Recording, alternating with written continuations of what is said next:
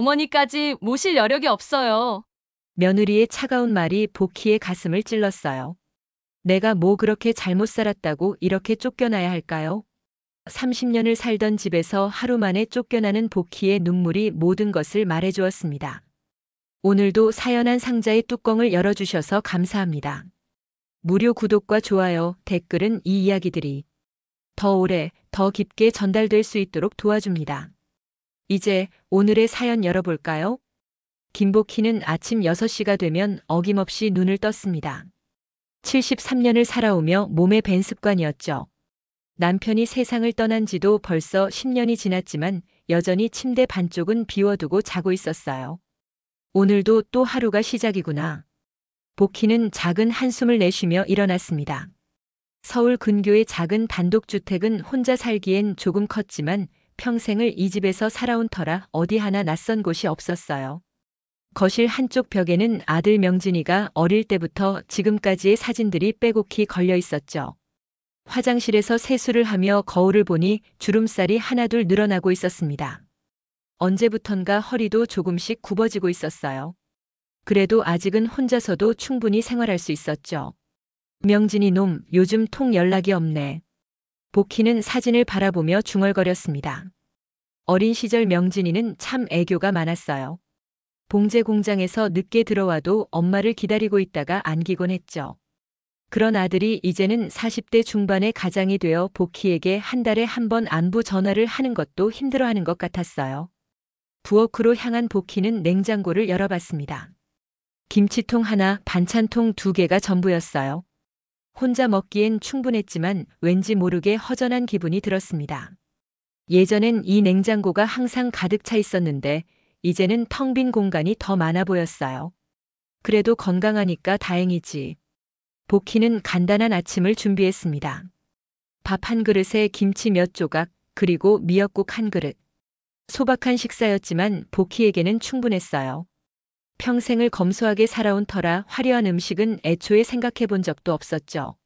식사를 마친 후 복희는 달력을 확인했습니다. 오늘은 동네 할머니들과 함께 김치를 담그기로 한 날이었어요. 이런 모임이 복희에게는 유일한 즐거움이었죠. 평생 일만 하며 살아온 복희에게 이런 소소한 만남들이 얼마나 소중한지 모르는 사람들이 많았어요. 이웃 할매들이랑 김치 담그기로 했는데 뭘 준비해야 하나. 복희는 김치 재료들을 장바구니에 담았습니다. 배추, 무, 고춧가루, 젓갈까지. 시장에서 장을 보는 것도 복희에게는 하나의 즐거움이었어요. 상인들과 정겨운 대화를 나누며 흥정하는 재미가 쏠쏠했죠. 복희 할머니, 오늘도 일찍 나왔네요. 아이고 사장님. 오늘 김치 담그는 날이라서요. 그럼 배추 좋은 걸로 골라드릴게요. 이런 소소한 대화들이 복희의 하루를 채워주었습니다. 비록 혼자 살고 있지만 이렇게 사람들과 어울리며 살아가는 것만으로도 충분히 행복했어요. 오후 2시, 복희는 이웃 할머니들과 함께 김치를 담그고 있었습니다. 동네 경로당에서 열리는 이런 모임은 한 달에 2번 정도 있었어요. 복희야, 너희 손주 준혁이 요즘 어떻게 지내냐? 아이고, 대학원생이라고 바쁘다고만 해요. 한 달에 한 번 보기도 힘들어요. 그래도 손주가 있으니 좋잖아. 우리처럼 혼자 사는 사람들은 그런 것도 없어. 할머니들의 대화는 늘 자식과 손주 자랑이었어요. 복희도 준혁이 얘기를 할 때만큼은 얼굴이 환해졌죠. 비록 자주 보지는 못하지만 그래도 손주가 건강하게 자라고 있다는 것만으로도 고마웠어요. 우리 준혁이가 이번에 논문 발표한다고 하더라고요. 무슨 어려운 얘기인지 할머니는 잘 모르지만요. 아이고 똑똑하네. 역시 공부 잘하는 집안이야. 복희는 뿌듯했습니다. 비록 자신은 초등학교도 제대로 다니지 못했지만 아들과 손주가 공부를 잘해주니 그것만으로도 충분했어요. 평생 봉제 공장에서 일하며 모은 돈으로 아들을 대학까지 보낸 보람이 있었죠. 근데 복희야, 집 계약갱신은 언제 해야 하냐?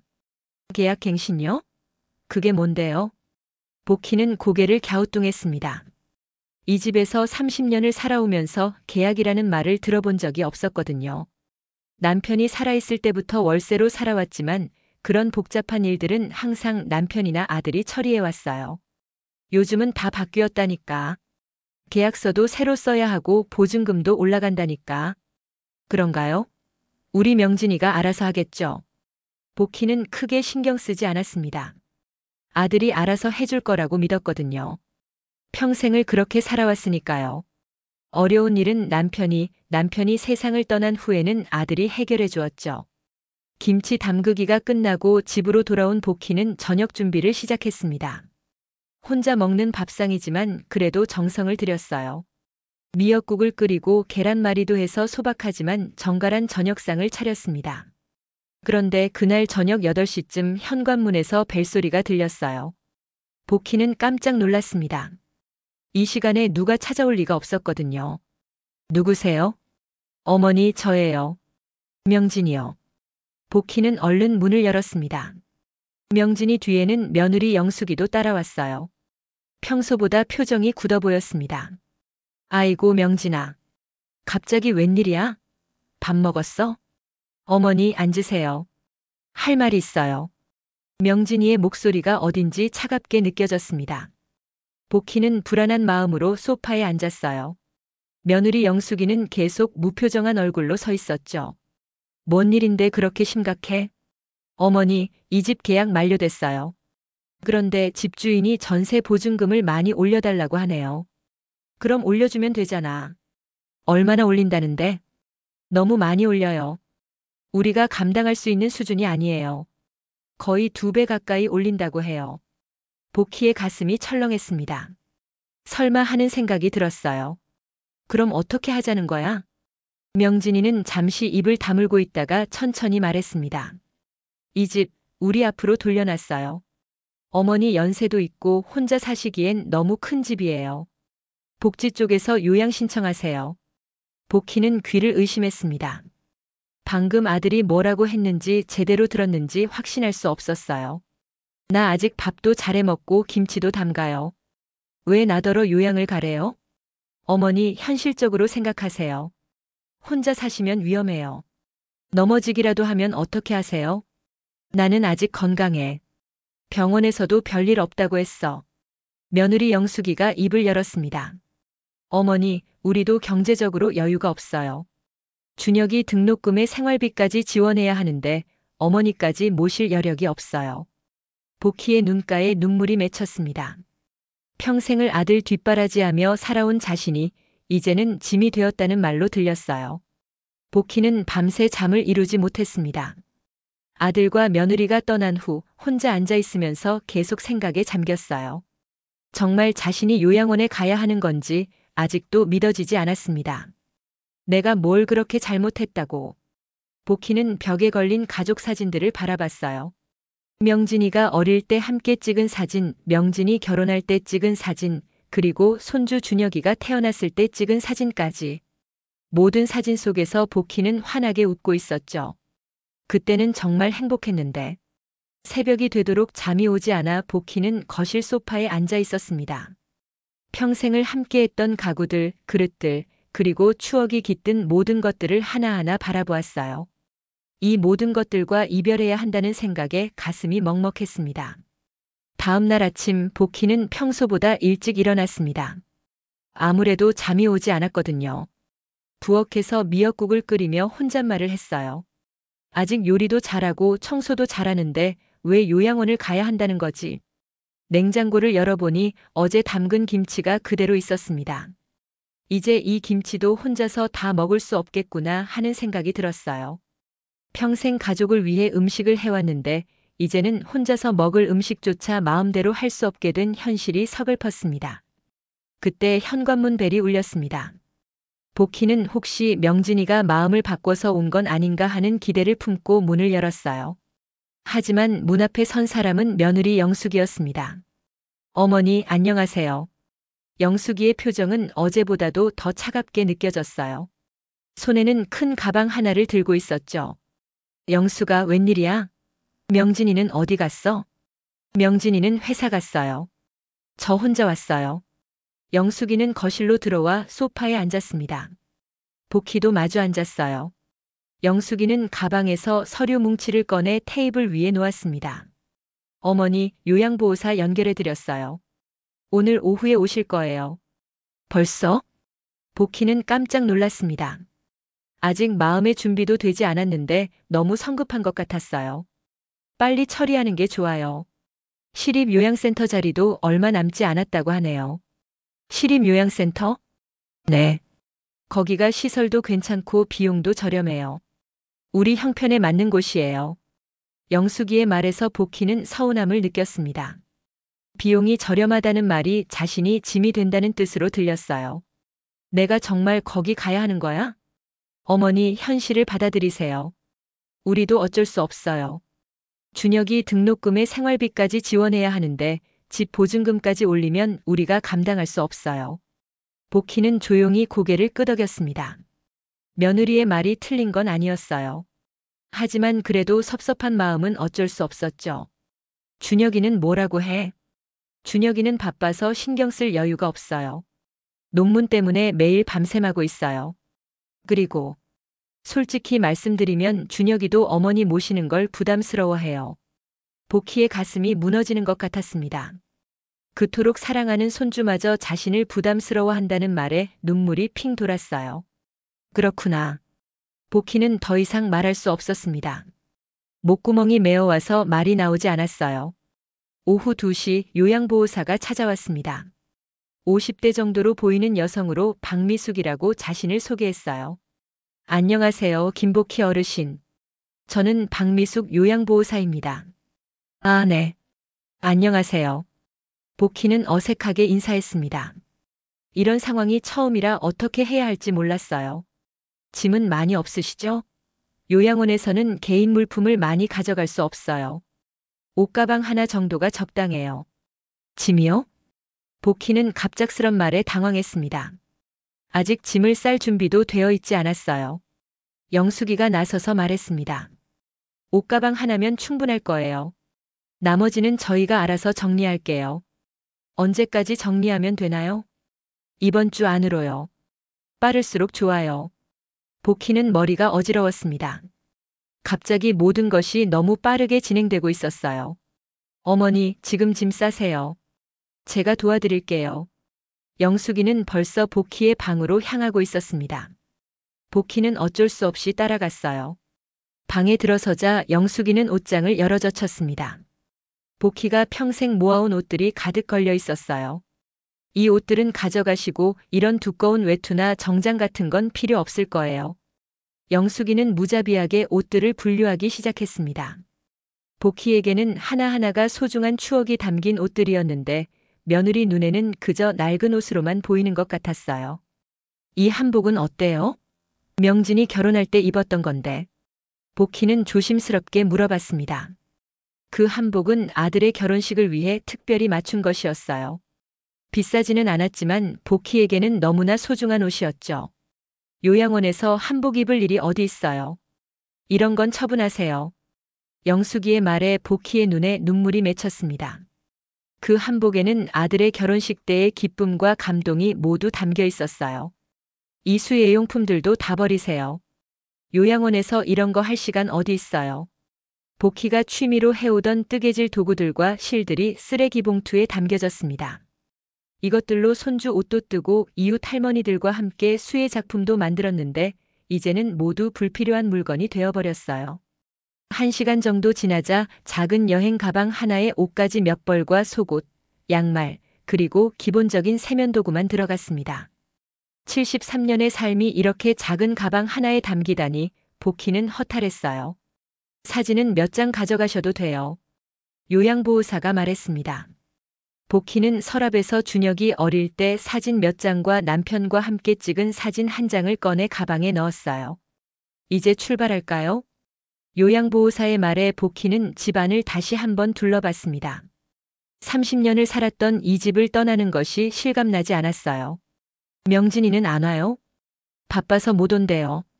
나중에 면회 갈 거예요. 영숙이의 대답은 냉담했습니다. 복희는 마지막으로 가족 사진이 걸린 거실을 바라봤어요. 그동안 고생 많으셨어요, 어머니. 영숙이의 인사는 형식적으로 들렸습니다. 진심 어린 아쉬움이나 미안함은 전혀 느껴지지 않았어요. 오히려 짐을 벗은 것 같은 표정이었죠.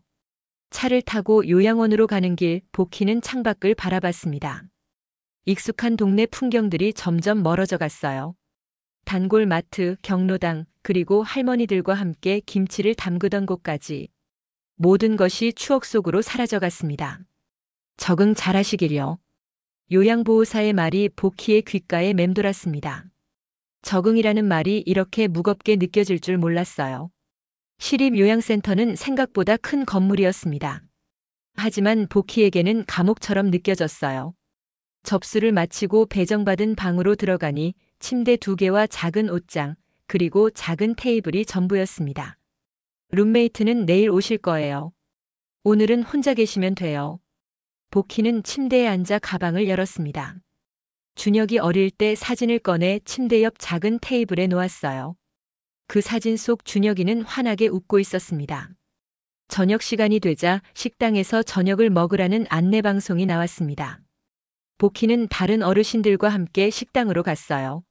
낯선 사람들 사이에서 혼자 밥을 먹는 것이 이렇게 외로울 줄 몰랐습니다. 밤이 되자 요양원은 조용해졌습니다. 복희는 침대에 누워 천장을 바라보며 눈물을 흘렸어요. 내가 뭐 그렇게 잘못 살았다고. 이렇게 쫓겨나야 해요? 작은 목소리로 중얼거리는 복희의 모습은 너무나 쓸쓸해 보였습니다. 30년을 살던 집에서 하루 만에 쫓겨나 낯선 곳에서 밤을 보내게 된 현실이 아직도 믿어지지 않았어요. 복희는 요양원에서의 첫 밤을 힘겹게 보냈습니다. 낯선 침대, 낯선 냄새, 그리고 복도에서 들려오는 낯선 소음들 때문에 제대로 잠들 수 없었어요. 새벽 5시쯤 되어서야 겨우 눈을 붙일 수 있었죠. 아침 7시 기상방송이 울렸습니다. 복희는 몸을 일으켜 창밖을 바라봤어요. 회색빛 건물들만 보일 뿐 집에서 보던 작은 정원도 이웃집 강아지도 보이지 않았습니다. 어르신, 아침 식사 시간이에요. 간병사가 방문을 두드리며 말했습니다. 복희는 세수를 간단히 하고 식당으로 향했어요. 다른 어르신들과 함께 앉아 밥을 먹는데 모든 게 어색하고 불편했습니다. 새로 오신 분이시네요. 어디서 오셨어요? 옆자리에 앉은 할머니가 말을 걸어왔습니다. 복희는 작게 미소를 지으며 대답했어요. 서울 근교에서 왔어요. 아, 그러시구나. 저는 여기 온 지 3년 됐어요. 처음엔 힘들었는데 이제는 적응했어요. 할머니의 말에 복희는 고개만 끄덕였습니다. 적응이라는 말이 아직은 너무 먼 얘기처럼 들렸어요. 아침 식사를 마친 후 복희는 로비로 나왔습니다. 다른 어르신들은 텔레비전을 보거나 화투를 치고 있었어요.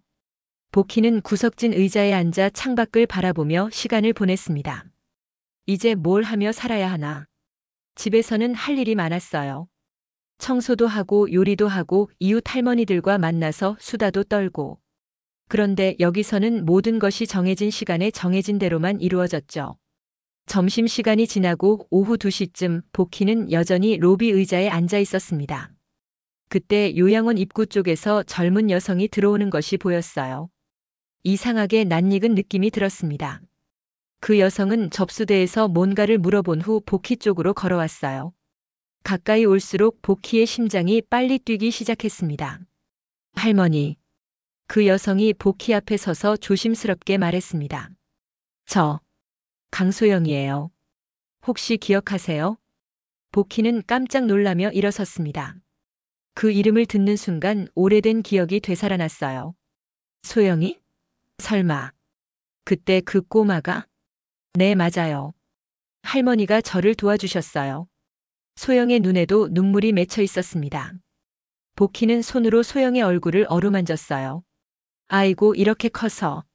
어떻게 날 찾았어? 할머니, 앉으세요. 천천히 말씀드릴게요. 두 사람은 로비 구석 소파에 나란히 앉았습니다. 소영은 가방에서 낡은 사진 한 장을 꺼냈어요. 이거 기억나세요? 사진 속에는 어린 소영이 복희와 함께 찍힌 모습이 있었습니다. 복희의 기억이 더욱 선명해졌어요. 맞다, 소영이. 그때 찜질방에서. 그것은 20년 전의 일이었습니다. 복희가 봉제 공장에서 일하던 시절 어느 추운 겨울날 찜질방에서 울고 있는 소영이를 발견했어요. 당시 소영이는 겨우 7살이었죠. 엄마가 아저씨랑 가면서 나보고 여기서 기다리라고 했는데 안 돌아와요. 어린 소영이는 하루 종일 찜질방에서 혼자 있었습니다. 복희는 그 모습을 보고 그냥 지나칠 수 없었어요. 할머니가 떡볶이 사줄게. 배고프지? 복희는 소영이를 데리고 나가서 떡볶이도 사주고 따뜻한 음식도 먹였어요. 그리고 소영이 엄마를 기다리는 동안 함께 있어 주었죠. 그날 밤늦게 엄마가 돌아왔을 때 할머니가 저를 데리고 집까지 가주셨어요. 그렇지, 그렇지. 그때 너 정말 작았는데. 할머니가 그때 해주신 말씀 아직도 기억해요. 세상에는 착한 사람이 더 많다고 하셨죠. 복희는 눈물을 닦으며 고개를 끄덕였습니다. 그때의 소영이가 이렇게 예쁘게 자라서 자신을 찾아와 주다니 꿈만 같았어요. 그런데 어떻게 날 여기서 찾았어? 사실 저 준혁이 여자친구예요. 복희는 깜짝 놀랐습니다. 이런 우연이 있을 수 있나 싶었어요. 준혁이 여자친구라고? 정말? 네. 준혁이 얘기 들어서 할머니가 여기 계신다는 걸 알았어요. 그래서 바로 달려왔어요. 소영의 말에 복희는 복잡한 심정이 되었습니다. 손주의 여자친구가 그때 자신이 도와준 그 아이였다니 이런 인연이 있을 수 있을까 싶었어요. 준혁이는 뭐라고 해? 소영의 표정이 어두워졌습니다. 준혁이는 가족 일에 개입하지 말라고 해요. 하지만 저는 그럴 수 없어요. 왜? 할머니가 저한테 해주신 은혜를 어떻게 잊어요? 그때 할머니가 아니었다면 저는 소영은 말을 잇지 못하고 눈물을 흘렸습니다. 복희도 따라서 눈물이 났어요. 그런 걸 은혜라고 할 것까지는 아니에요. 그때 할머니가 저를 도와주지 않았다면 저는 어떻게 됐을지 몰라요. 엄마는 그 후에도 저를 여러 번 버렸거든요. 소영의 말에 복희의 가슴이 아팠습니다. 어린 나이에 얼마나 힘들었을지 짐작이 되었어요. 그래서 할머니를 여기서 모실 수가 없어요. 제가 데려가겠어요. 뭐라고? 내가 날 데려간다고? 복희는 놀라서 물어봤습니다. 소영은 고개를 끄덕이며 확신에 찬 목소리로 말했어요. 네. 제 자취방이 좁긴 하지만 할머니와 함께 지낼 수 있어요. 아니야, 소영아. 너 같은 젊은 애가 나 같은 늙은이 때문에 고생할 필요 없어. 고생이 아니에요. 저에게는 당연한 일이에요. 소영은 복희의 손을 꼭 잡았습니다. 할머니, 저와 함께 가요. 여기보다는 훨씬 나을 거예요. 복희는 망설였습니다. 소영의 마음은 고맙지만 젊은 사람에게 부담을 주고 싶지 않았어요. 준혁이가 뭐라고 할까? 준혁이는 제가 설득할게요. 할머니는 걱정하지 마세요. 소영은 이미 마음을 굳힌 것 같았습니다. 복희는 소영의 진심 어린 눈빛을 보며 감동받았어요. 정말 괜찮겠어? 네. 저희 집으로 가요. 그렇게 해서 복희는 소영과 함께 요양원을 나오게 되었습니다. 간단한 퇴소 절차를 밟고 어제 가져온 가방 하나를 들고 소영을 따라 나섰어요. 그날 할머니가 저한테 떡볶이 사주시고 집까지 데려다 주셨던 그 마음. 이제 제가 할머니께 보답할 차례예요. 소영의 말에 복희는 눈물을 흘렸습니다. 세상에 이런 일이 일어날 수 있다는 것이 믿어지지 않았어요. 택시를 타고 가면서 복희는 창밖을 바라봤습니다. 어제까지만 해도 절망적이었는데 갑자기 새로운 희망이 생긴 것 같았어요. 세상에. 그때 그 꼬마가 이렇게 자라서 날 데리러 오다니. 복희는 소영의 손을 꼭 잡으며 중얼거렸습니다. 인생에는 정말 예상할 수 없는 일들이 벌어지는구나 하는 생각이 들었어요. 소영의 자취방은 복희가 상상했던 것보다 더 작았습니다. 고시원을 개조한 듯한 작은 원룸이었는데 침대 하나와 작은 책상 그리고 간이 주방이 전부였어요. 하지만 복희에게는 요양원보다 훨씬 따뜻하게 느껴졌습니다. 할머니, 좁아서 죄송해요. 침대는 할머니가 쓰시고 저는 바닥에 이불 깔고 잘게요. 아니야, 소영아. 내가 바닥에 잘게. 젊은 내가 침대에서 자야지. 안 돼요. 할머니는 연세도 있으시고 허리도 안 좋으실 텐데. 두 사람은 서로 양보하느라 한동안 실랑이를 벌였어요. 결국 소영이 이기고 말았죠. 복희는 소영의 마음씨가 고마우면서도 미안했습니다. 그런데 소영아, 너 일은 어떻게 해? 저는 편의점에서 야간 알바하고 낮에는 카페에서 일해요. 두 개 다 하니까 생활은 할 수 있어요. 소영의 말에 복희는 마음이 무거워졌습니다. 그렇지 않아도 힘들게 살고 있을 텐데 자신 때문에 더 부담이 될 것 같았어요. 내 때문에 내가 힘들어지면 어떡해. 할머니, 그런 말씀 마세요. 저는 정말 괜찮아요. 소영은 환하게 웃으며 말했습니다. 그 웃음에 복희도 조금씩 마음이 놓였어요. 첫날 저녁 소영은 간단한 저녁을 준비했습니다. 라면에 계란을 넣고 김치를 곁들인 소박한 식사였어요. 할머니, 이거라도 드세요. 내일부터는 더 맛있는 거 해드릴게요. 아니야, 이것도 충분해. 고마워. 복희는 라면을 한 입 먹으며 말했습니다. 요양원에서 먹던 밋밋한 음식보다 훨씬 맛있게 느껴졌어요. 그런데 소영아, 준혁이한테는 말했어? 소영의 표정이 잠시 어두워졌습니다. 아직 말 못했어요. 준혁이가 어떻게 반응할지 몰라서요. 그 애가 화낼 것 같아? 아마도요. 자기 일에 간섭하지 말라고 했거든요. 복희는 손주 준혁이를 생각하니 마음이 복잡했습니다. 어릴 때는 그렇게 할머니를 따랐는데 언제부터인가 멀어진 것 같았어요. 그날 밤 복희는 침대에 누워 천장을 바라봤습니다. 어제까지만 해도 절망적이었는데 하루 만에 이렇게 상황이 바뀌다니 꿈만 같았어요. 소영아, 잠들었어? 아니요, 할머니. 왜요? 고마워. 정말 고마워. 할머니가 저에게 더 고마운 분이에요. 편히 주무세요. 다음 날 아침 복희는 새벽 5시에 일어났습니다. 평생의 습관이었죠. 소영은 아직 깊게 잠들어 있었어요. 복희는 조용히 일어나서 간이 주방으로 갔습니다. 냉장고를 열어보니 별로 들어있는 게 없었어요. 계란 몇 개, 우유 한 팩, 그리고 김치가 전부였습니다. 복희는 조용히 미역국을 끓이기 시작했어요. 할머니, 일찍 일어나셨네요. 소영이 일어나서 부엌으로 왔습니다.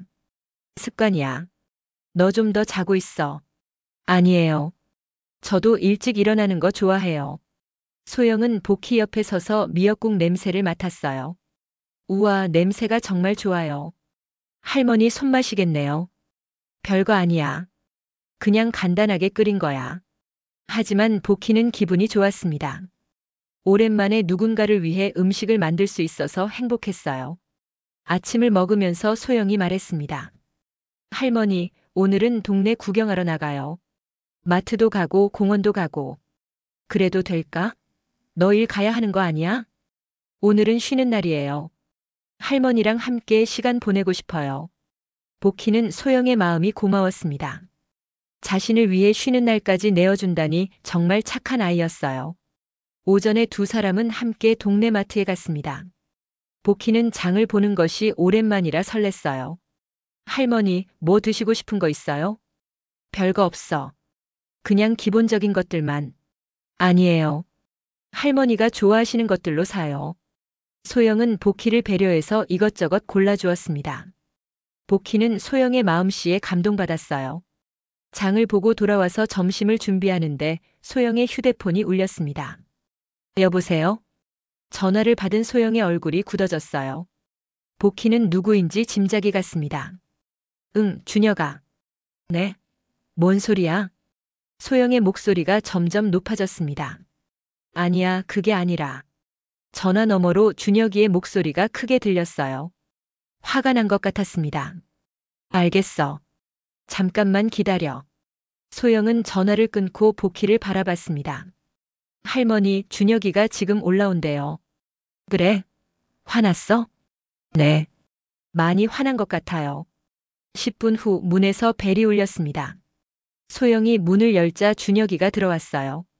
복희는 오랜만에 보는 손주의 얼굴에 반가웠지만 준혁이의 표정은 차가웠습니다. 소영아, 지금 뭐 하는 거야? 준혁이는 소영에게만 말하고 복희는 쳐다보지도 않았어요. 복희의 마음이 아팠습니다. 준혁아, 할머니께 인사부터 드려. 인사? 왜 우리 할머니를 여기 데리고 있는 거야? 준혁이의 목소리는 차가웠습니다. 복희는 조용히 일어서서 방 안으로 들어갔어요. 할머니, 어디 가세요? 너희가 얘기해. 나는 안에 있을게. 복희가 방에 들어가자 준혁이와 소영이의 목소리가 높아졌습니다. 왜 우리 집안일에 끼어들어? 내가 간섭하지 말라고 했잖아. 간섭이 아니야. 할머니가 요양원에 계시는 게 안타까워서. 그게 내가 할 일이야? 우리 가족 문제는 우리가 알아서 할게. 너희 가족이 뭘 알아서 해? 할머니를 요양원에 버린 게 알아서 한 거야? 소영의 목소리도 높아졌습니다. 버렸다고? 어떻게 그런 말을 해? 그럼 뭐야? 할머니가 얼마나 서러워하시는지 알아? 방 안에서 듣고 있던 복희는 눈물이 났습니다. 자신 때문에 이 착한 아이들이 싸우고 있다니 견딜 수 없었어요. 소영아, 현실적으로 생각해봐. 할머니를 어떻게 모셔? 제가 모실 수 있어요. 내가? 알바 2개 하면서 어떻게? 할 수 있어요. 제가 알아서 할게요. 두 사람의 대화를 듣고 있던 복희는 더 이상 참을 수 없었습니다. 방에서 나와서 말했어요. 그만해, 너희들. 나 때문에 싸우지 마.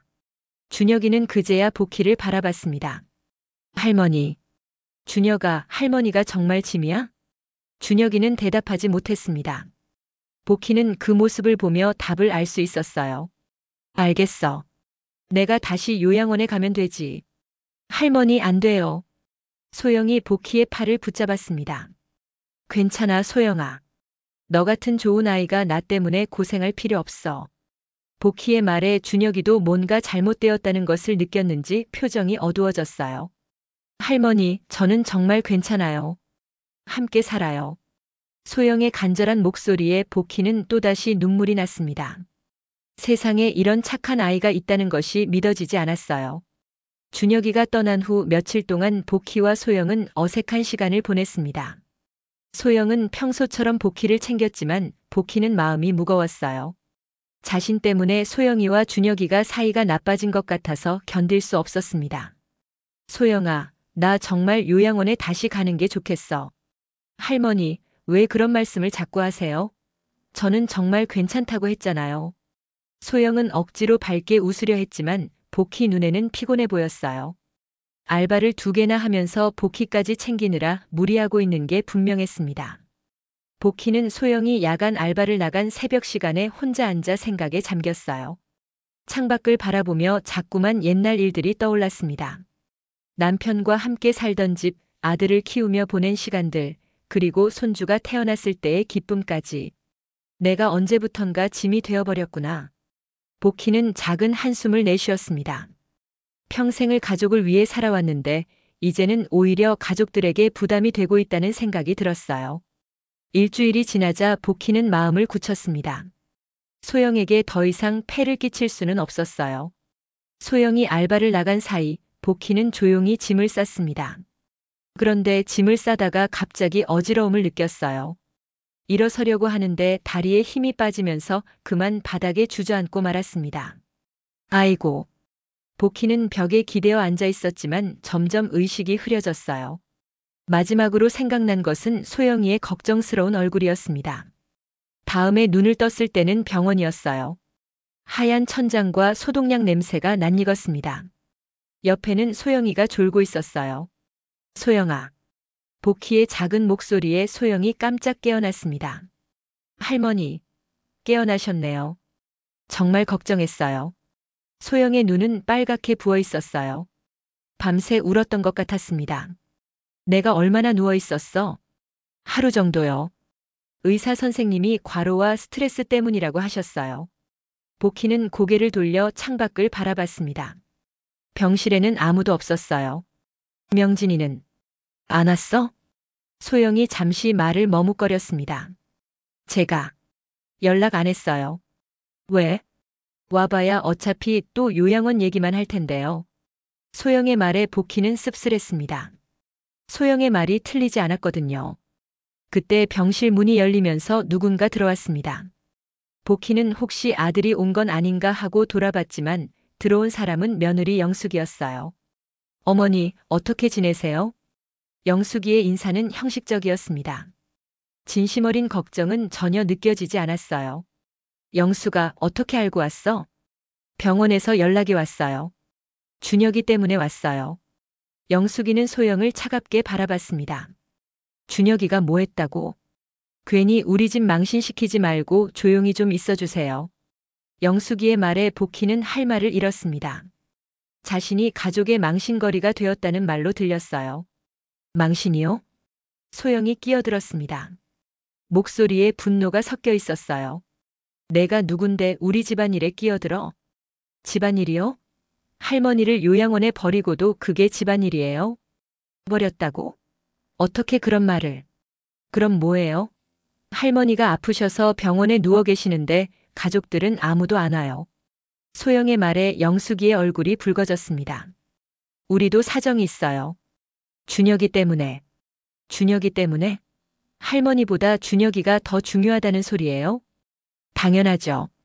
손자가 할머니보다 중요한 게 당연한 거 아니에요? 영숙이의 말을 듣고 있던 복희는 가슴이 무너지는 것 같았습니다. 자신이 이미 가족에게는 중요하지 않은 존재가 되어버렸다는 것을 확실히 깨달았어요. 사람을 집에서 내쫓고도 그렇게 당당하세요? 소영이 더는 참지 못하고 소리쳤습니다. 제가 누군지 정말 모르시겠어요? 너 누군데? 영숙이가 차갑게 물어봤습니다. 소영은 깊게 숨을 들이쉬고 말했어요. 저 준혁이 여자친구 강소영이에요. 그리고 소영은 잠시 말을 멈췄다가 이어서 말했습니다. 예전에 아주머니가 잠깐 다니셨던 봉제 공장 기억나세요? 거기서 일할 때 복희 할머니가 제 엄마를 도와줬어요. 영숙이의 표정이 조금 바뀌었습니다. 봉제 공장? 네. 제 엄마 이순이 기억나세요? 당시에 남편 때문에 힘들어했던.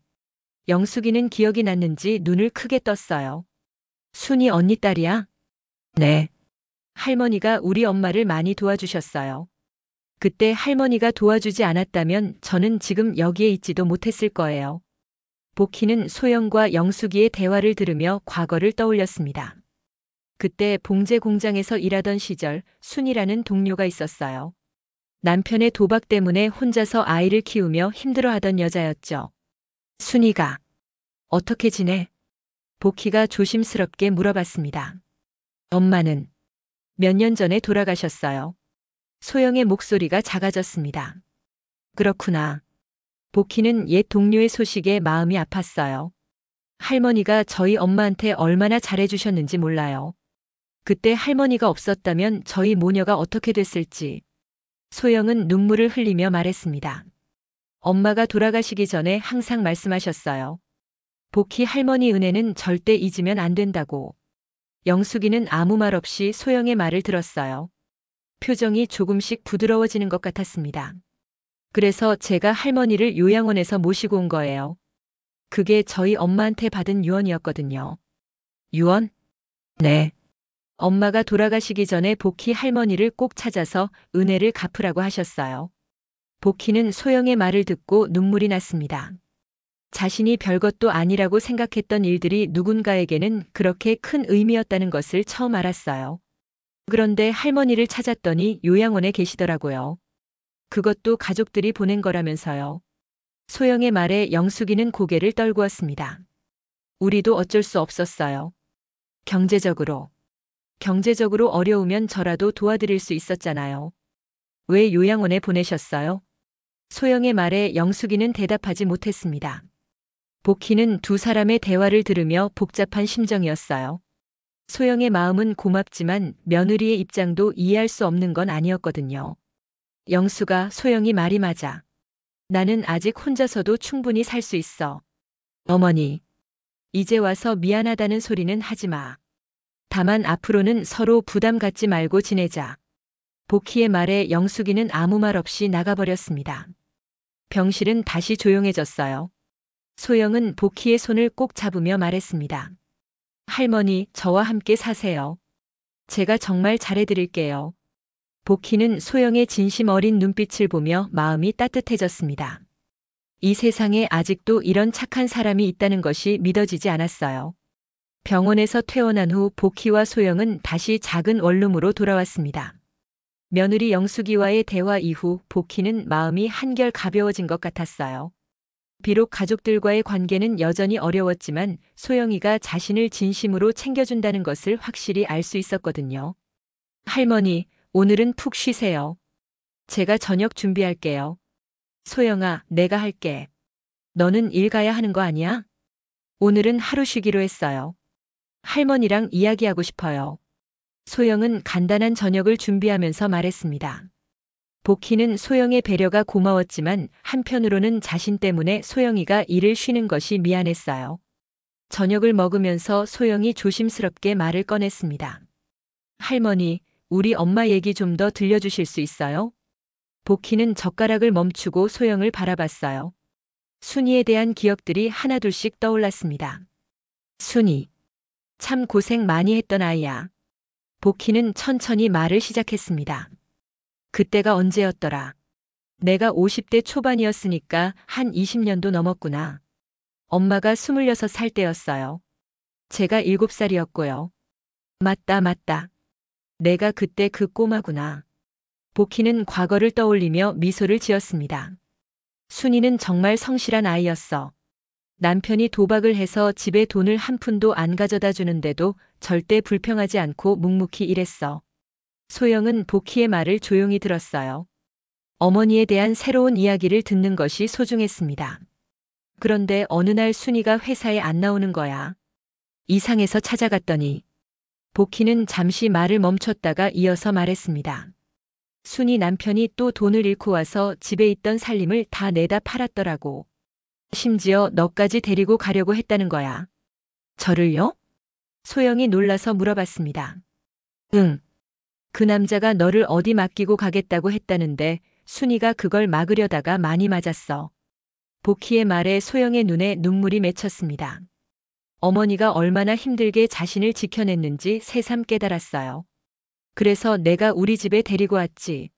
명진이한테는 회사 동료 친구라고 했고, 우리 집에서 살았다고요? 한 달 정도. 순이가 다른 일자리를 구할 때까지. 복희는 그때의 일들을 하나하나 기억해내며 말했습니다. 그때 너는 정말 얌전했어. 명진이보다 나이는 어렸는데 훨씬 의젓했지. 기억이 잘 안 나요. 너무 어렸어서. 그럼 그렇지. 어린아이가 뭘 기억하겠어. 복희는 소영의 머리를 쓰다듬으며 말했습니다. 그런데 말이야, 순이가 새 일자리를 구해서 이사를 갈 때 나한테 그랬어.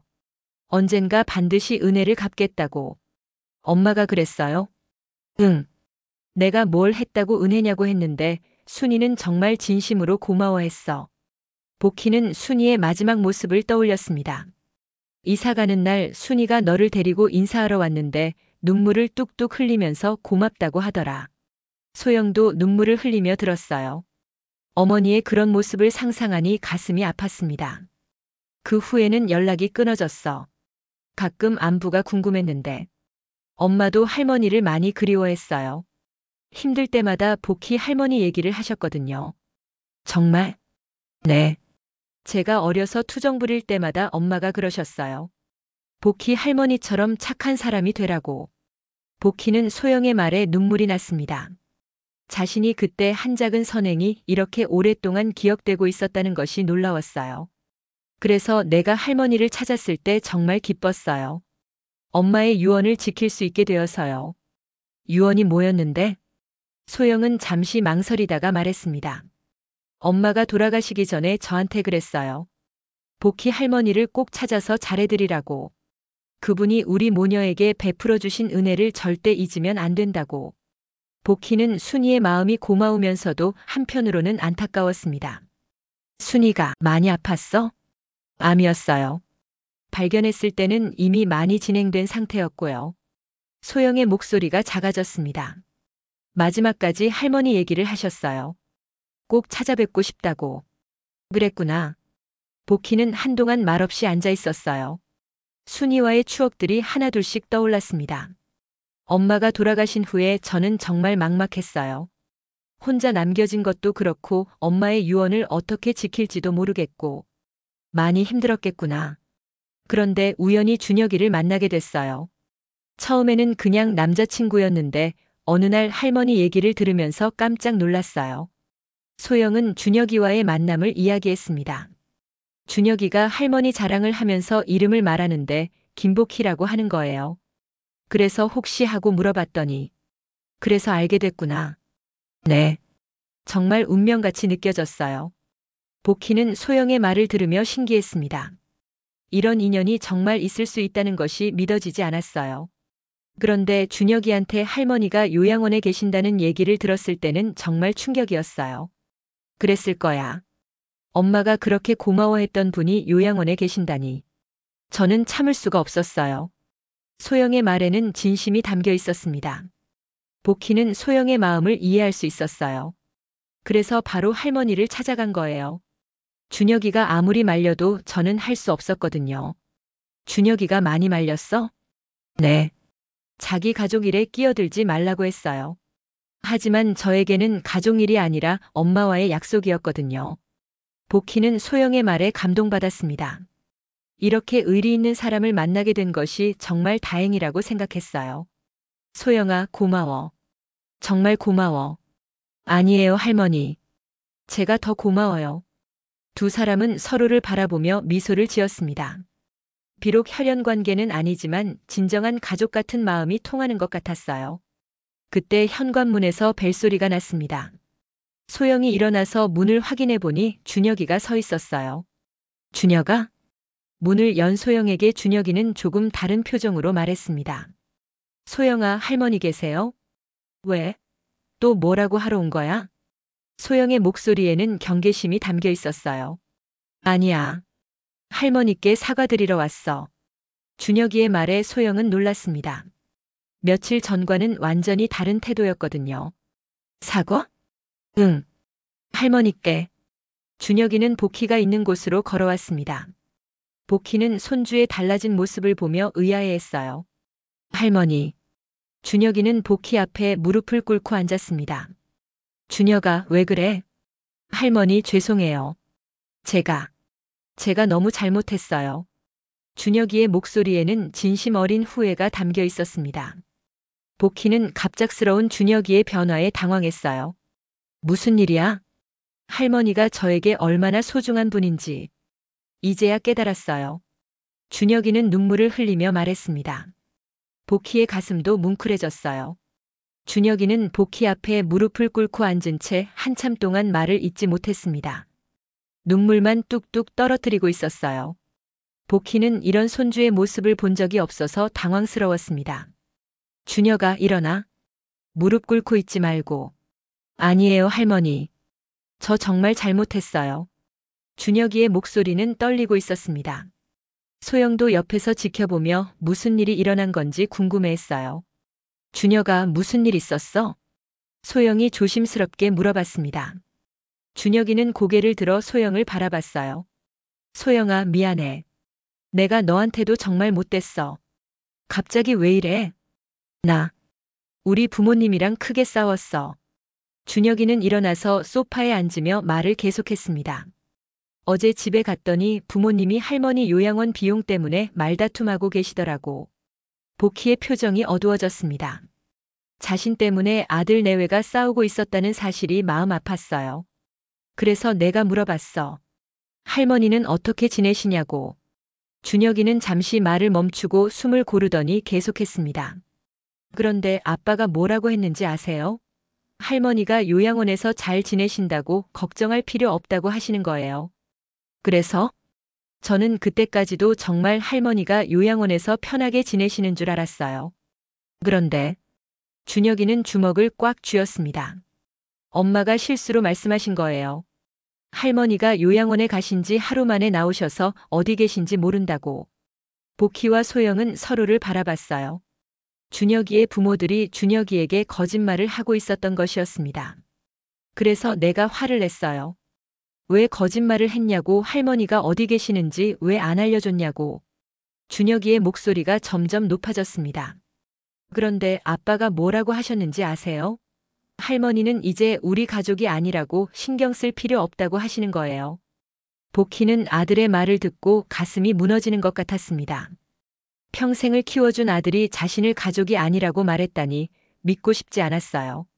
나는 정말 화가 났어요. 그래서 소리쳤어요.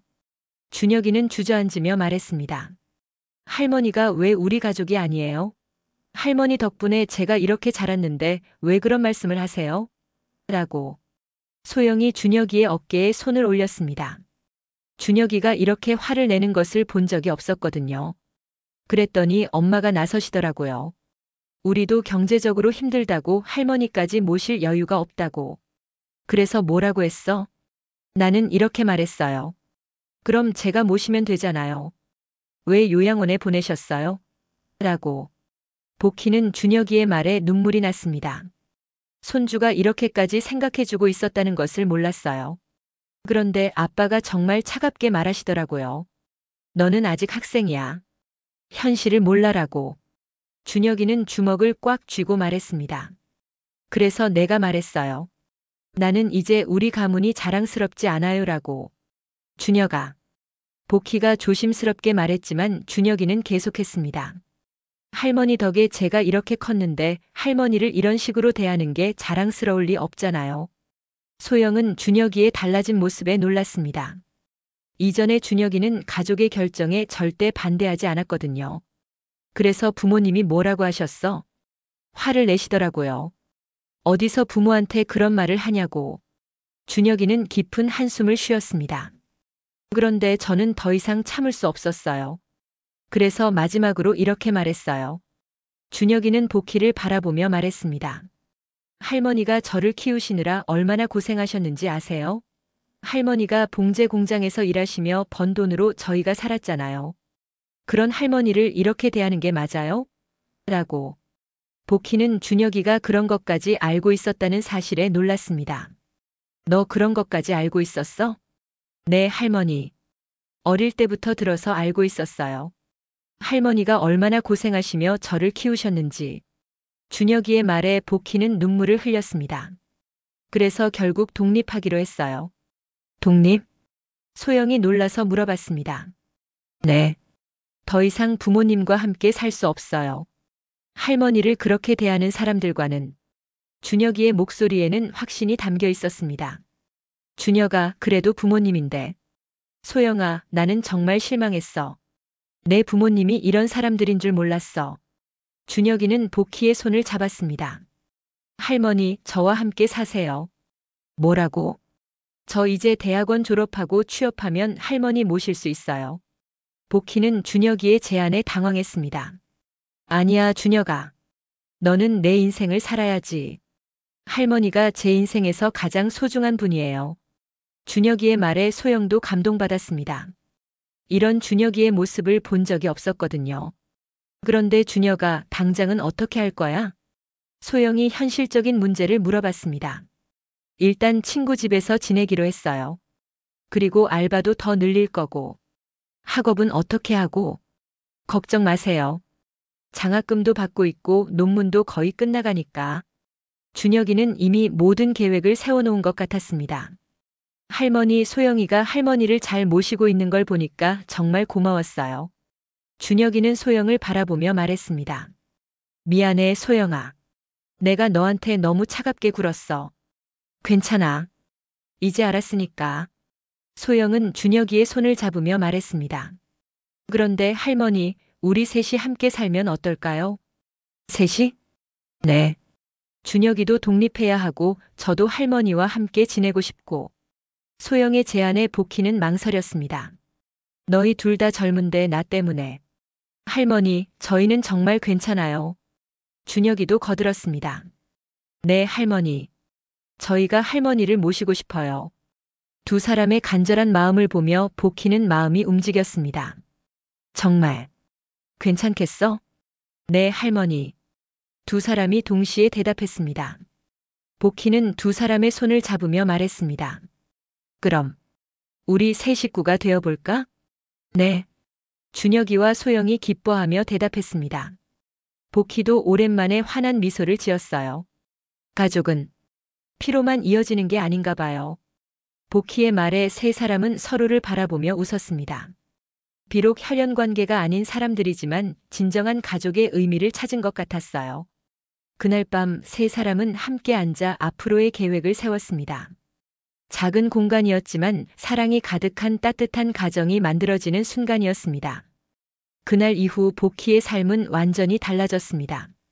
준혁이는 약속대로 부모님 집을 나와 소영이와 복희가 사는 작은 원룸 근처에 자취방을 구했어요. 비록 따로 살았지만 매일같이 복희를 찾아와 안부를 물었습니다. 할머니, 오늘 컨디션은 어떠세요? 좋아, 좋아. 너는 밥 먹었어? 네, 먹었어요. 할머니가 어제 싸주신 김밥 덕분에 맛있게 먹었어요. 준혁이는 이제 복희를 대할 때 예전과는 완전히 다른 모습이었어요. 더 세심하고 더 따뜻하게 챙겨주었습니다. 한 달이 지나자 세 사람은 조금 더 넓은 반지하 빌라로 이사를 했습니다.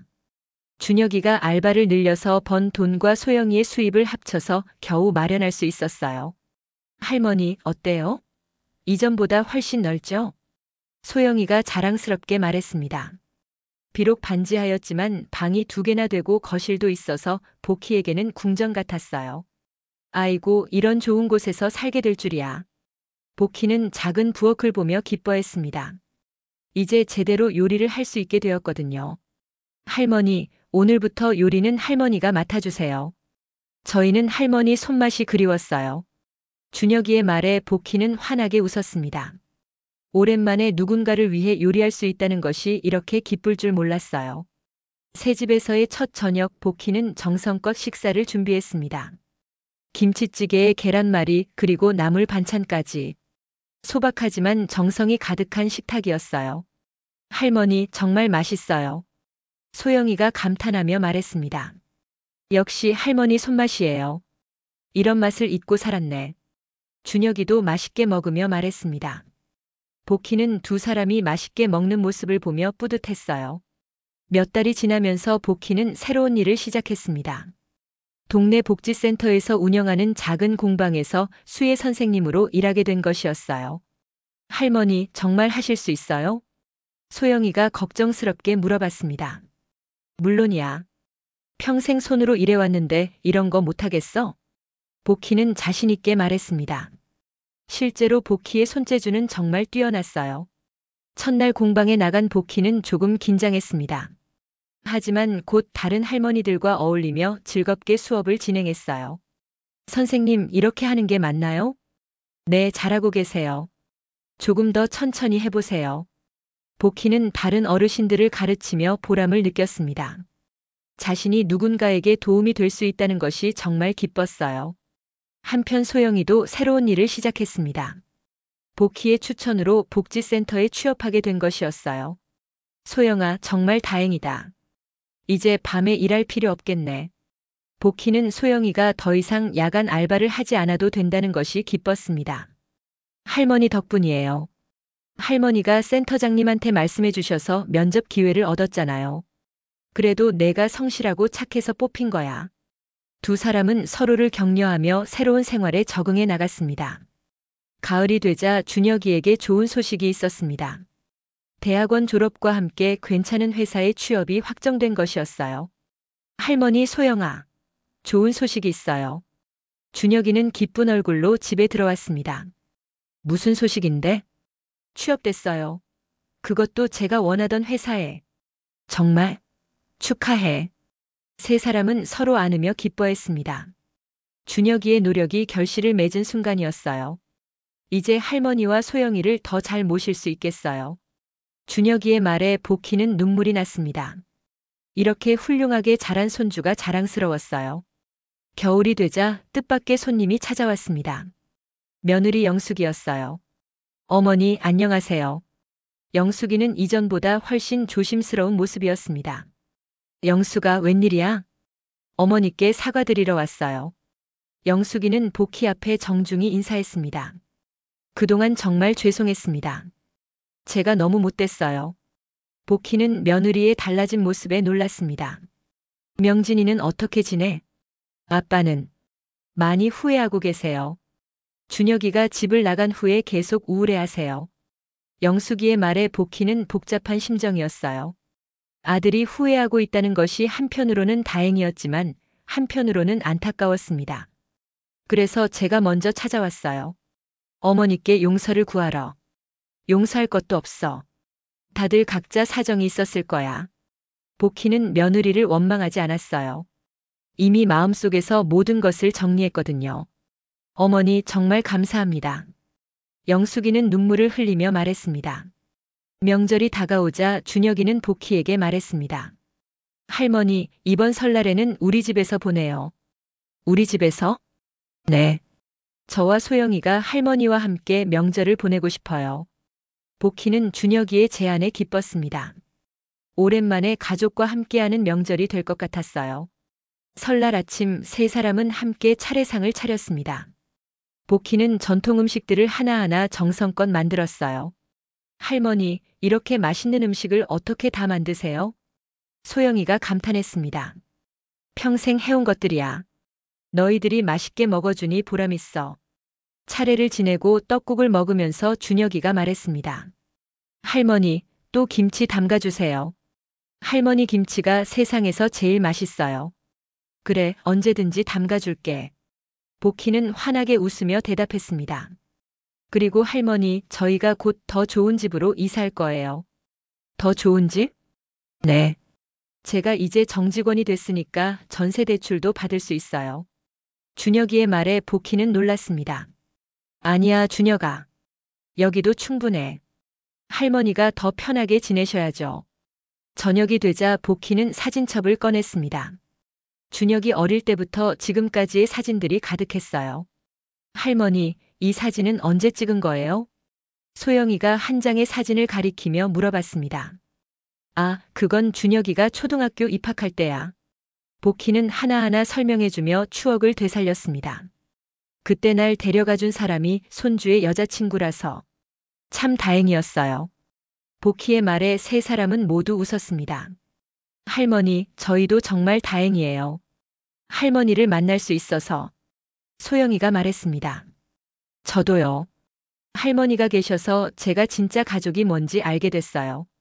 준혁이도 말했습니다. 복희는 두 사람을 바라보며 마음이 따뜻해졌습니다. 비록 혈연으로 맺어진 가족은 아니었지만 진정한 사랑으로 맺어진 진짜 가족이었어요. 창밖으로 눈이 내리기 시작했습니다. 하얀 눈이 쌓이는 것을 바라보며 복희는 생각했습니다. 인생은 정말 예측할 수 없는 것 같다고. 가장 절망적이었던 순간에 가장 소중한 인연들을 만나게 되다니. 이제는 매일이 감사하고 행복했습니다. 세 사람의 웃음소리가 작은 집 안을 가득 채웠습니다. 그 웃음소리는 진정한 가족의 따뜻함을 말해주고 있었어요. 오늘도 사연한 상자를 열어주셔서 감사합니다. 무료 좋아요와 구독, 댓글로 여러분의 마음을 남겨주세요. 당신의 이야기가 다음 상자의 주인공이 될지도 모릅니다.